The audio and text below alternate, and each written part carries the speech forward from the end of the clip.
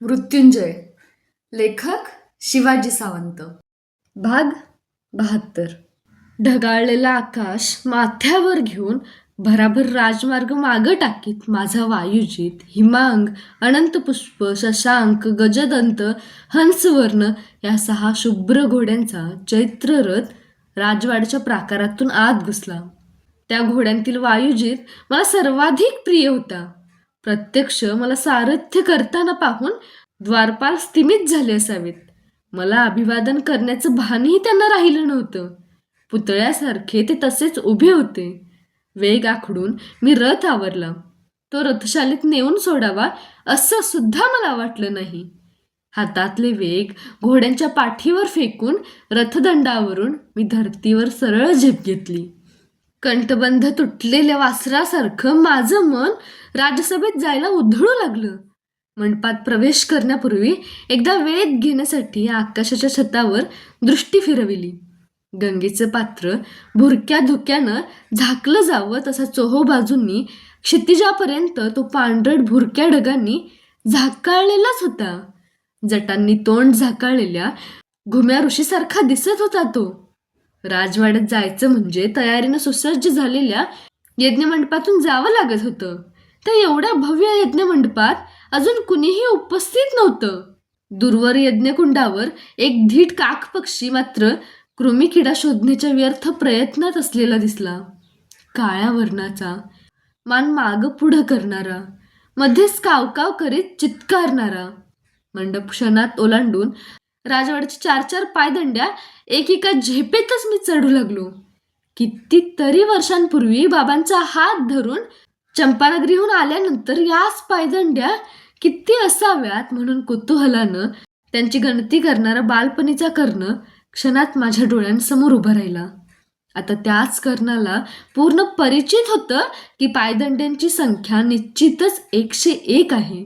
कारण अनेक वेळा तो ते चढला होता, अनेक वेळा उतरला होता. छे, किती झपाट्यानं घटनांची विविधरंगी फुलं कालाच्या अखंड धाग्यात गुंफीत नियतीनं माझ्या जीवनाची पुष्पमाला तयार केली होती. बालपणीच्या सुंदर सुंदर कळ्या त्यात होत्या. शिष्यावस्थेतील विद्येच्या निष्ठेच्या अर्धेनमिलीत पाकळ्याही तीत होत्या. तारुण्यातील शस्त्र, व्यायाम, सूर्याराधना यांची झळाळणारी कलाभूत त्या मालेत होती आणि माझ्या अवमानित उपेक्षित जीवनाची हिरवट ताठर पानंही होती. कलाहीन आणि विद्रूप माझं मन शरीरातील रक्तापेक्षा अधिक गतीनं धावू लागलं. एकच एक ध्यास त्याला लागला होता, राज्यसभा, राज्यसभा, राज्यसभा. सभेच्या भव्य प्रवेशद्वाराजवळ आलो. आत चाललेल्या द्यूताच्या फाशांचा निर्णय पाहायला वेडावलेल्या प्रेक्षकगणांनी ते आच्छादून टाकलं होतं. डोळ्यांचे जीव करून ते सर्वांनी मामांच्या हातातील फाशांवर खिळविले असावेत. त्या सेवक सेविकांच्या समुदायातच एखाद्या सामान्यासारखा दुःशासन पाठमोरा उभा असलेला पाहून मात्र मला आश्चर्य वाटलं. तो सभागृहात न बसता प्रवेशद्वारावरच का थांबला असावा? आज सगळंच उलट झालं होतं. मागून प्रवेशद्वाराजवळ जात त्याच्या खांद्यावर एकदम हात ठेवून मी म्हणालो, दुःशासन, तू आज असा इथं उभा का? शर्यतीतल्या चपळ घोड्यासारखा तो गर्कन परतला. कोण? कर्ण? थांब, केवळ एक क्षणभरच. तूही या प्रवेशद्वारातच थांब. द्यूत चालू असेपर्यंत तुला आत सोडू नये म्हणूनच दादानं माझी नियुक्ती इथं सकाळपासून केली आहे. का? मी आत गेल्यामुळे असा कोणता अनर्थ होणार आहे? त्याचा प्रतिरोध मला असह्य वाटला. कुरूंच्या राजवाड्यात इतका उघड विरोध आजवर मला कुणीच आणि कधीही केला नव्हता. ते मला काहीच माहिती नाही, पण मी तुला सभागृहात आता सोडूच शकत नाही अंगराज. मामा आता शेवटचा फासा टाकताहेत. केवळ निर्वाणीचा एकच एक फासा.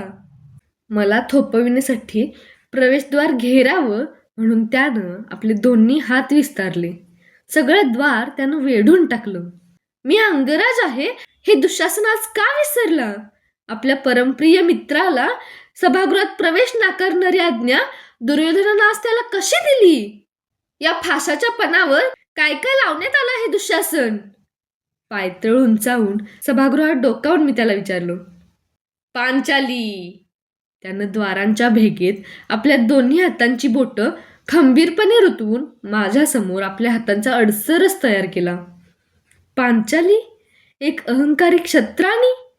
कर्णानं आपल्या जीवनाचं राजवस्त्र नम्रतेनं चरणांवर अर्पण केलं असता ते एक मलिन पाय घडी मानून उन्मत्तपणे त्यावरून चालत जाऊन नेमक्या अर्जुनाच्या कंठात वरमाला चढविणारा रूपगर्विता, 5 पतींच्या पत्नीत्वानं चढेल होऊन दुर्योधनाच्या मनाचं पळसपुष्प पायदळी रगडणारी अहमन्य आर्या, एका यज्ञकुंडातून आपण जन्मलो हे सत्य विसरून कुलाची सदैव दुंदुभी पिटणारी अविचारी स्त्री, भरधाव रथातून जाताना भोवतीच्या वृक्ष, वेली, पर्वतांची चित्र अस्पष्ट होत भराभर मागे पडतात तशी घटनांची असंख्य चित्र माझ्या डोळ्यांसमोर उभी राहून क्षणात अस्पष्ट होऊ लागली. दुःशासन, दूर हो! त्याचे हात उचकटून एका झटक्यात मी दूर केले.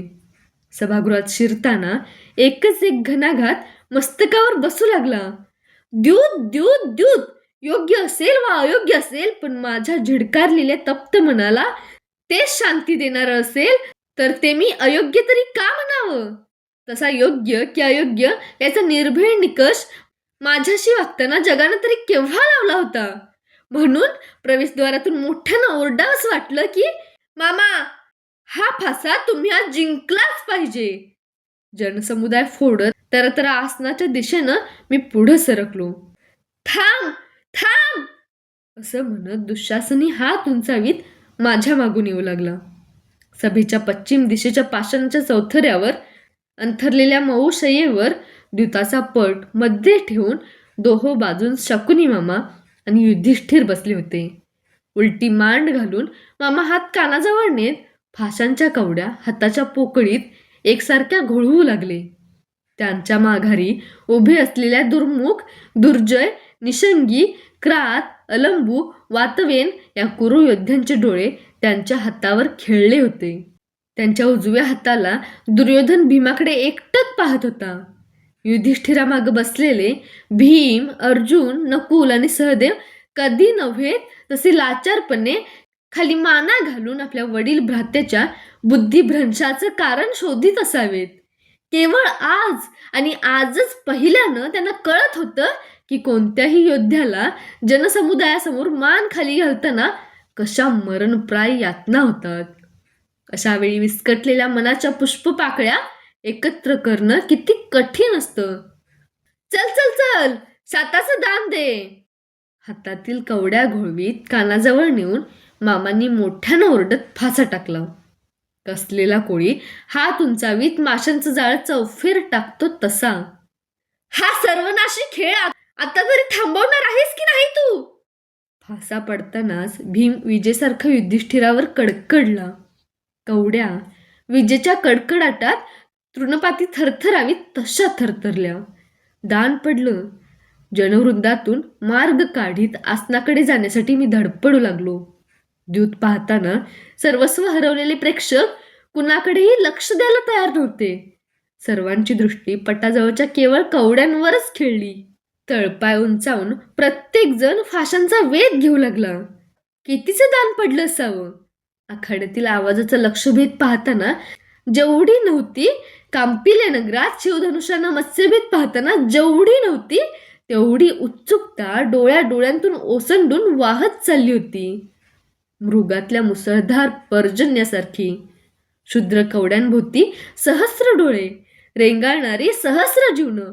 एक क्षणभरच मला वाटलं यज्ञकुंडावर कृमी शोधण्याचा व्यर्थ यत्न करणाऱ्या कावळ्यासारखंच जीवन ही असंख्य नगण्य आणि क्षुल्लक गोष्टींतून भवितव्य शोधण्याचा यत्न करीत असावं.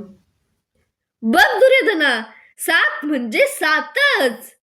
राजा दुर्योधनाच्या हातावर टाळी देत मामांनी आनंदातिशयानं बैठकीच्या शयेवरच पटकन केवढी तरी उंच उसळी घेतली. सर्व कुरु युवराजांनी टाळ्यांचा प्रचंड कडकडाट केला. माझ्या मनाचेही 2 हात होऊन एकमेकांवर आदळू लागले. नुसत्या विचारांच्या टाळा, उलट सुलट. त्या टाळ्यांचा ध्वनी मात्र एकसारखा नव्हता. कधी दुर्योधनाच्या आवाजासारखा निग्रही, कधी मामांसारखा बोचक खोचक, कधी अश्वत्थामासारखा मधुर अवीट, तर कधी पितामहांसारखा कठोर पण समजावणीचा. टाळ्या, विचारांच्या अतूट अखंड टाळ्या. त्या टाळ्यांत मी जणू बुडतच चाललो. माझा ध्वनी मला कुठंच ऐकू येईना. चोहोबाजूंनी अविरत खडखडणाऱ्या टाळ्या. कसा तरी आसनावर येऊन पोहोचलो. सभागृहावर दृष्टी फिरविताना कुरूंची सभा यापूर्वी कोणत्याच प्रसंगी एवढी फुलली नव्हती याची मला प्रकर्षानं जाणीव झाली. सिंहासनावर महाराज धृतराष्ट्र बसले होते. त्यांच्या मिटलेल्या डोळ्यांच्या तामसर ओल्या कडा वळवळत होत्या. द्यूताची फाशी पाहायला तर त्या अधीर झाल्या नव्हत्या ना. त्यांच्या डाव्या हाताशी बसलेल्या राजमाता गांधारी देवींचा हात वारंवार डोळ्यांवरच्या पट्टीकडे जाऊ लागला. सभेत काय चाललं आहे हे त्या राजा राणींना समजत नसावं. एक क्षणभरच मला वाटलं, अंध राजाला अंधारात चाचपडायला लावणारी ही डोळसांची राजसभा आहे की वर्षानुवर्ष कोंदटलेल्या भावनांचा हा स्वैर विस्फोट आहे. पितामह भीष्म, गुरुदेव द्रोण, महामंत्री विदूर, अश्वत्थामा, अमात्य वृषवर्मा, सेनापती यांच्या उपस्थितीत यज्ञविधीसाठी दाही दिशांकडून आलेले शौनक, भृगू, चवन, असित, पैल, याज्ञवल्क्य, सुसाम, वालखिल्य, सहस्त्रपात, शंपाक यांसारखे ज्येष्ठ ऋषीजन बसलेले मला दिसले. त्यांपैकी एकालाही द्यूताच्या कवड्या थोपविता आल्या नाहीत.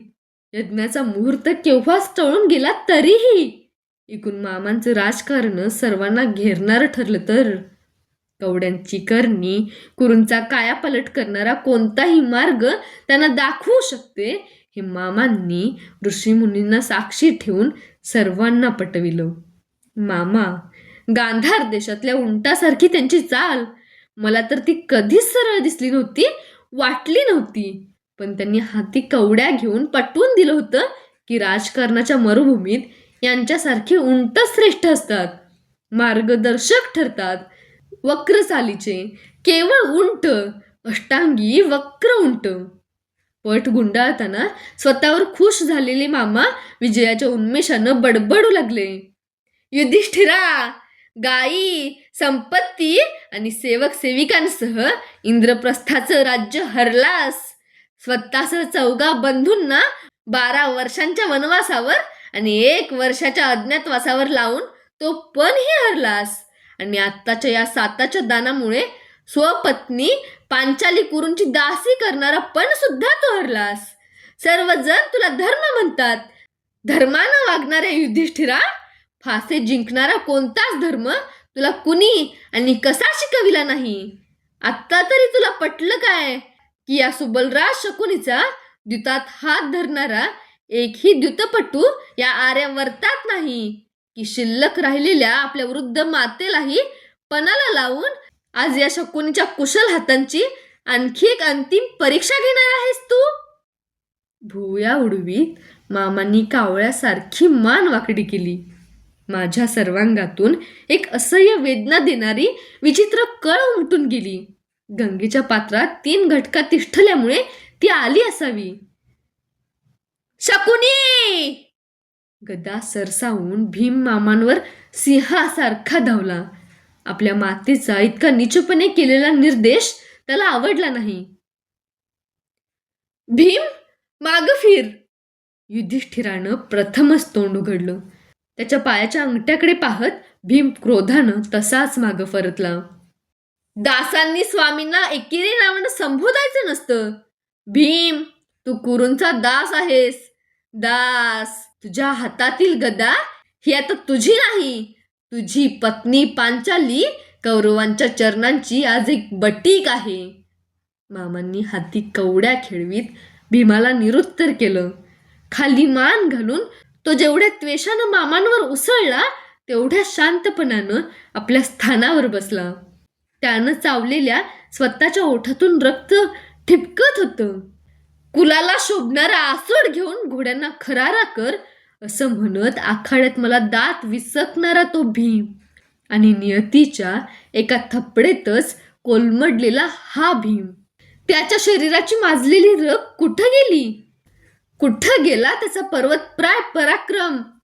बटीक, पांचाली कुरूंच्या चरणांची बटीक. आपण युवराज आहोत हे विसरून दुर्योधन खदखदून हसला. त्याचं हास्य मला अतिशय भेसूर वाटलं. त्याच्या कोंदटलेल्या मनाचा ज्वालामुखी शरीराची बांध फोडून हवा तसा विस्फोटत बाहेर पडू लागला.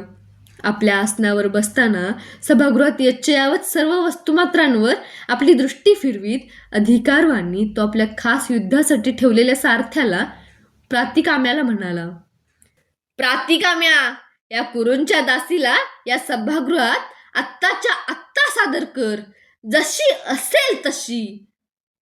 पर्वतावरून गडगडणाऱ्या विशालकाय पाषाणांसारखे त्याचे शब्द होते. आज्ञा घेऊन प्रातिकामा सभागृहातून गेला.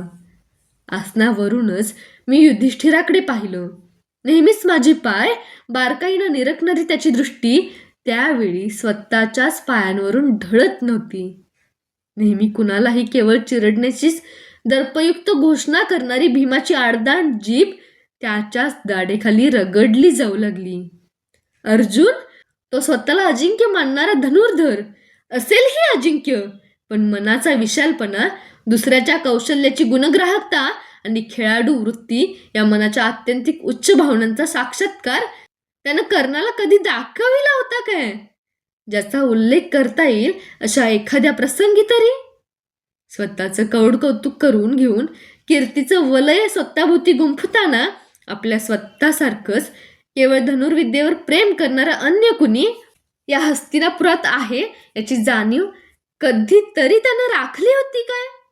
उलट आपल्यापेक्षा कंकणभर वरचढ ठरणाऱ्या निषाद पुत्र एकलव्याचा अंगठा गुरुदक्षिणेच्या गोंडस नावाखाली मागत असताना गुरुद्रोणांना विरोध करण्याऐवजी त्यानं सरळ साथच दिली नव्हती काय? कशाला माजविलं आहे हस्तिनापुरानं या अर्जुनाचं एवढं अवडंबर? केवळ एकाच योग्यतेसाठी. तो श्रेष्ठ कुलातील राजपुत्र आहे, क्षत्रिय आहे, यासाठीच ना? आज त्याचं क्षत्रियत्व कुठे गेलं होतं? माझ्या ठिकाणी तो असता तर? असहाय्यता आणि सर्वांनी पदोपदी हीन म्हणून छेडताना निर्माण होणारी अगतिकतेची भयान मानसिक दरी तो किती काल साहू शकला असता? अंगी कौशल्य, गुणवत्ता आणि तळमळ असतानाही उपेक्षित झालेल्या जीवनाच्या कष्टमय केंद्रबिंदूभोवती तो माझ्या इतका किती काळ फिरू शकला असता? किती तगला असता? माझे जीवनातील सर्व अनुभव सहन करायला किती कठीण आहेत हे त्या पापी आत्मकेंद्री गर्वोन्नत राजपुत्रांना पटविण्यासाठीच नियतीनं हे अशा घटनांचं आजचं अद्भुत दूत मांडलं होतं. आत्ताच त्यांना समजणार होतं की अपमान म्हणजे मनाचं राजवस्त्र अखंडपणे कुरतडणारा काळा उंदीर, उपेक्षा म्हणजे गुणी माणसाच्या मनाचं शांत सरोवर खळबळून टाकणारा झंझावात, अवहेलना म्हणजे वीराच्या सर्वांगावर पडणारा तप्त लोहरस, तिरस्काराचे शब्द म्हणजे कानांच्या वारुळात घुसणारे विषारी भुजंग. जीवनाचे हे असह्य स्वरूप जे कर्णानं जीवनभर सहन केलं होतं ते आज पांडवांना स्वतःच्या अनुभवानं कळणार होतं. आखाड्यात सुतपुत्र म्हणून हेटाळलेला अगतिक कर्ण सगळ्या हस्तिनापुरानं चवीनं डोळाभर स्वस्थपणे पाहिला नव्हता काय? स्वयंवरात सारथीपुत्र म्हणून लाथाडलेला कर्ण पाहताना कुण्या एकाच तरी मन द्रवलं होतं काय? घृणेनं पेटून निघालं होतं काय? मग आज युधिष्ठिराच्या अविचारानं लाचार झालेले त्याचे बंधू आणि पत्नी पाहताना कुणालाही धाय मोकलून रडायचं काय कारण होतं? क्षत्राणीपणाचा टेंभा मिरवणारी पांचाली दासी झालेली पाहताना कौरवांनी नरकाचा व्यापार मांडून जगातल्या यच्चयावत पावित्र्याचा कंठालाच नख लावलंय असं उरी फाटेपर्यंत कर्कशपणानं ओरडून सांगायचं तरी काय कारण होतं? सत्य ते सत्य मानणाऱ्या किमान डोळस सडेतोडांना तरी नव्हतं. द्रौपदी एक दासी, सुगंधी दासी. दासी म्हणजे सुतकन्येपेक्षाही शूद्र. माझ्या मनाच्या दुंदुभीवर विचारांच्या टिपऱ्या हव्यात तशा तडतडू लागल्या. दासी, हातात वरमाला घेतलेली दासी, अंधपतींची डोळस दासी, दासांची पत्नी दासी. माझ्या डोळ्यांपुढच्या काळ्या वलयात त्या काळ्या दासीचा लज्जित मुखडा नाचू लागला. महाराज, युवराजनी सभागृहात येऊ शकत नाहीत. प्रातिकामा स्त्रियांच्या दालनातून फेरा घालून परत आला. पंख तुटलेल्या पक्षासारखा रखडत अडखळत, हात हलवीत. शकत नाही? दासी स्वामींसाठी काहीही करू शकते, शकलीच पाहिजे. आसनावरून दुर्योधन पाषाण फेकीच्या भ्रुशुंडीच्या दंडासारखं ताडकन उठला. त्याच्या डोळ्यात काय होतं? अंगार, यज्ञकुंड, छे, धगधगीत ज्वालामुखी.